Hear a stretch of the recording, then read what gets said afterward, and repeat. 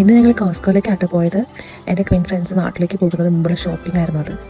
അവർക്ക് എന്തൊക്കെ വേണമെന്ന് നോക്കി തുടങ്ങി ആദ്യം. ഞാൻ ഡ്യൂട്ടിക്ക് ഒരു ബ്ലാക്ക് ഷൂസ് എടുത്തേ. അവിടെ നല്ല ഓഫർ ഉണ്ടായിരുന്നു. പിന്നെ ട്രൈ ചെയ്യാൻ ഒരുപാട് ഫ്രീ സ്റ്റഫ്സ് ഉണ്ടായിരുന്നു. അതെല്ലാം നോക്കി.